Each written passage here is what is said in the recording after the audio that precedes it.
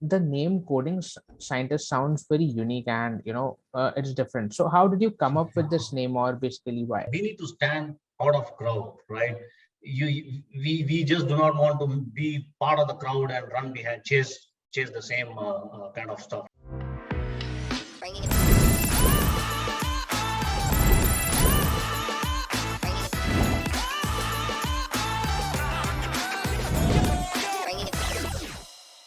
Hi Anbu, how are you doing today? Hi, good, Mohit. Thanks for inviting me into this prestigious interview. So I'm Thanks glad for I'm part of your momentum. correct, correct. Likewise, Anbu. So, let me set the context of the discussion first. So today we have Mr. Anbu Kumar, who is founder at Coding Scientist, right? And today we'll be talking about, or we'll be rather, gaining some insights into AI and automation in robot platforms, right? So before we start the discussion, I'm curious to know more about the journey, your background, and Coding Scientist. So if you can shed some light over there, it'll be great. Sure, Mohit, sounds good. So let me start with a quick background about myself. I come with about 2 decades of experience in the software industry, and primarily I worked for Fortune 100 companies like IBM, HP, NetApp, and a couple of others, both in India and US, right? So, and also apart from that, I have a deep level of interest and hands-on experience into robotics, artificial intelligence, IoT, and embedded electronics and stuff like that. So basically, those are the areas which I was doing that as my hobby during while I was working for multiple companies for last 20 years. So, for example, during the weekends, I used to buy components and start building some robots and, build some AI stuff, host it into the robot and make things work. So it was kind of a hobby and interest, and it was kind of my passion. And then over a period of time, I did realize that several of my colleagues in my office where I used to work, like IBM, HP, NetApp, they used to reach out to me and say, "Hey, Anbu, this looks pretty interesting, man. I want to buy this. Where do I buy? Where do I learn?" So people started, getting attracted towards the hobby what I had. Then that actually made me realize, hey, you know what? AI is the field which is actually picking up. I'm talking about, 2016, 17, 18, that time, just before COVID, right? Correct. So I thought, this is the right time to start something on my own, because I was already hitting the roof, sitting in a corner office and, having an executive level of, role in IBM. It was kind of, I would say it was a kind of boring, and it was kind of saturating, and, it was not kind of, there were no more challenges, right? So that's where I thought, let me, float something on my own. I want to convert my own skills and try to monetize and try to evangelize my skills across the community. And that's the birth of Coding Scientist. That's my own company, which is basically a bootstrap. We are currently bootstrapped. And we started this company mid of last year, probably end of last year, 2021. Actually, we went live a couple of months back, right? And I have a co-founder by name Rosalind. She's basically the chief design architect, and she takes care of the design and user experience and stuff like that. Unfortunately, she's not with me right now. She's been traveling, or else I would have brought her into this forum. So we both are running this particular platform, Coding Scientists. So basically, let me just give you a brief about what exactly we do. So we basically believe that the Indian education system, right, both schools and colleges, needs a significant shift from scoring high marks to a skill-based approach. So what this means, so if you look at any average student, anybody in the school or even in the college, they'll say that, hey, I want to score 100 out of 100 in mathematics, I want to score 100 out of 100 in physics, I want to score centum in English, right? So it is just all about scores. But actually, if you deep dive into their hands-on skill, it's basically, I would say zero, right? They really don't have skill. They just mug up what is written in the book, they appear for the exam, and they just try to score. So we want to change that. We want to build an ecosystem in the education industry where every individual is going to be more pure play into skill-based development. Now, let's talk about the skills, right? What are the skills which is in demand in the industry? Today, people are talking about AI, which is probably going to exist, probably for next 10 years. This includes machine learning, deep learning, and robotics, right? Now, robotics is a different beast altogether, which includes electronics, embedded electronics, programming, mechanical stuffs, and also part of AI, which involves in building a robot, right? So we are trying to combine the holistic view of machine learning, deep learning, AI, and robotics together as a platform to build skills at a very early stage in the school level itself. So that's the ultimate goal, right? So that's the birth of coding scientists, and that's what we are focusing on, and so far it's going pretty good. That's quite interesting. And the thing that you said is completely correct, that presently the schools are not focusing on the live aspect of it. Rather, it is all bookish knowledge that we have, right? And the practicality or the implementation bit is something which we are lacking, right? So Exactly. the vision that you have for the ecosystem, or education industry as a whole, is quite inspiring, right? Now, the name scientist sounds very unique, and it's different. So how did you come up with this name, or basically why? Yeah. So one of my always my thoughts has been that we need to stand out of crowd, right? We just do not want to be part of the crowd and run behind, chase the same kind of stuff, right? So I was always thinking about a different kind of name. So that's where this coding plus scientist. Now, if I talk about scientists, right, this includes multiple various dimensions of science, which includes electronics, mechanical, computing, data science, and everything. All includes science, including physics, chemistry, maths, right? And coding, of course, coding involves a high degree of understanding the logics and stuff like that. So we thought, okay, coding scientist, it looks unique and different, and the branding will look grand. So I just came out with the name coding scientist, and myself and my co-founder Roslyn had been discussing about the logo and stuff and how it looks, and we had a pretty lengthy discussion about coding scientist as a name itself. And we thought that this would be the ideal approach, and we just went about it. Interesting. Right.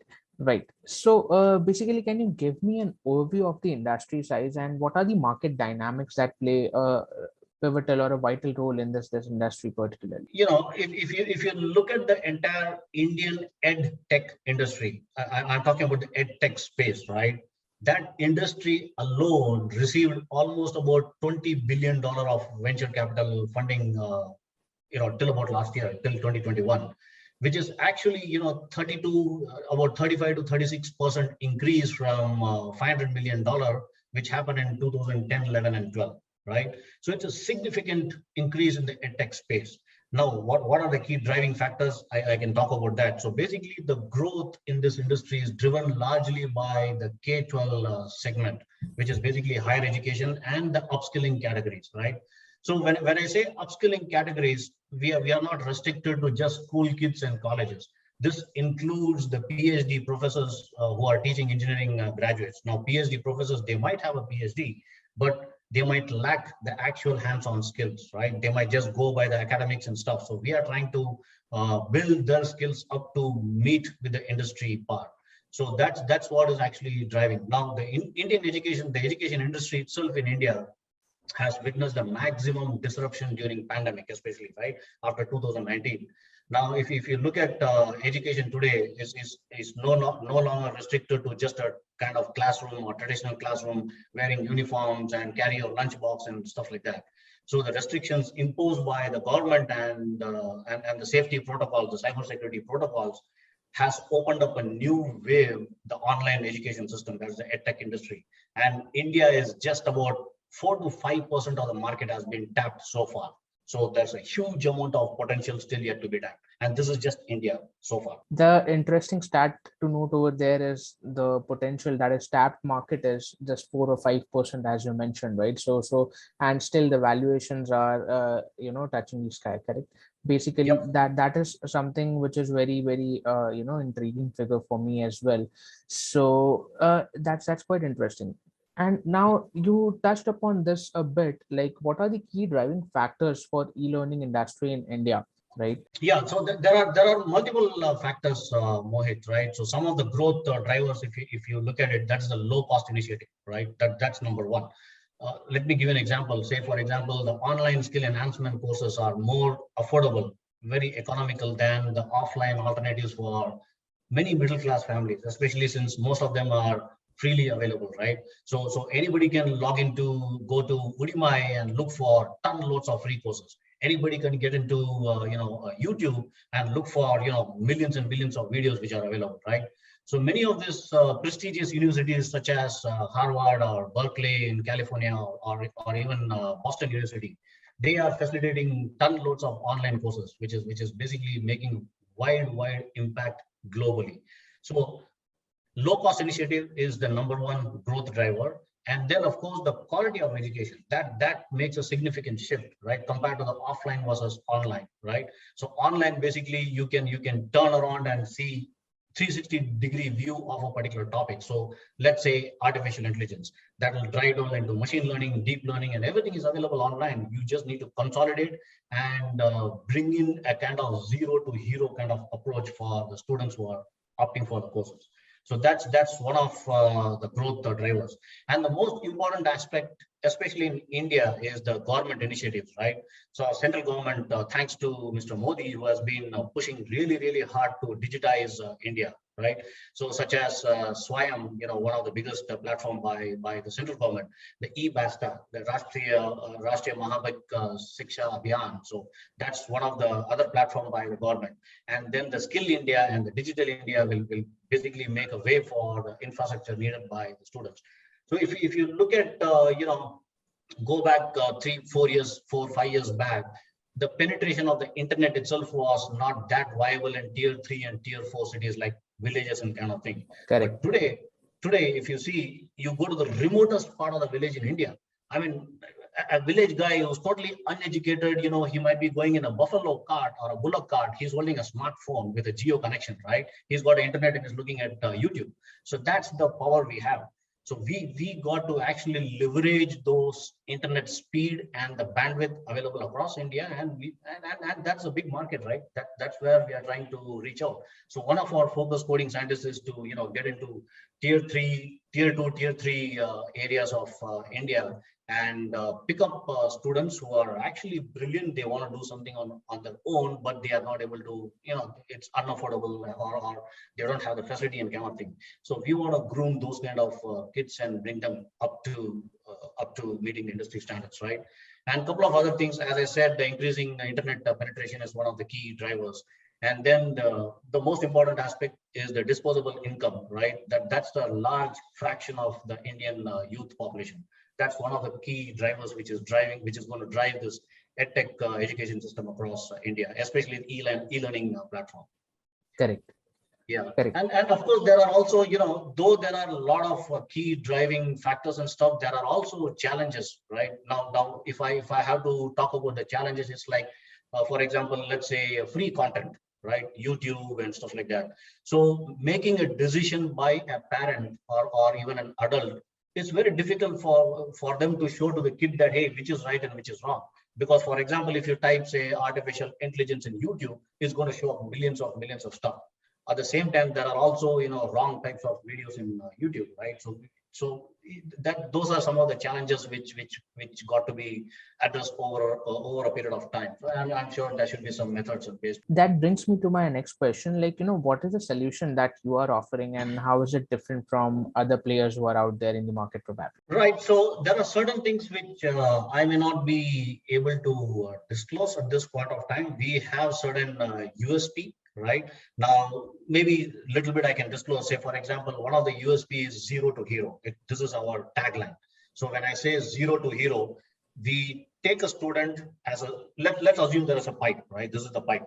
A student comes in as a zero, and by the time he comes out of the pipe, he's going to be a hero. So what exactly that means? Which means that it's not required that individual has to have a kind of engineering degree or a PhD or kind of thing to get into AI and robotics. No, we have proved even an 8th standard kid or a 7th standard kid who came in, who started learning programming from C, C++ fundamentals, and then Python, then moved up to understanding the data structures, got into the data stuff, and then we thought about the electronic stuff and got into AI, started building AI application, hosted that into the platform, the edge computing platform, and then hosted into AWS. All those things, we have students from 8th and 9th grade who are just playing around. So that's what the thing we are focusing on. It's absolutely zero to hero. Correct. That's interesting. So you are catering to the market where people do not have any understanding, rather and give them the understanding from the scratch and take it up, right? Correct. Correct. It's both the way. So, for example, recently I had been visiting a couple of engineering institutes in Bangalore. So we get requests from the PhD professors who are actually professors who are teaching engineering stream for the students in engineering college.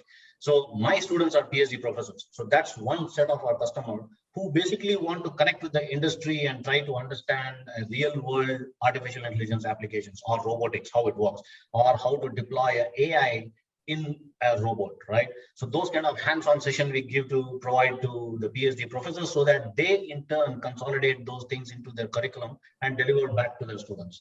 So that is one set of target audience. And the other set, as you rightly said, zero to hero, we take students from, at a zero level, regardless of the age, and over a period of time, we mentor them, guide them, coach them to be on par with the industry standards.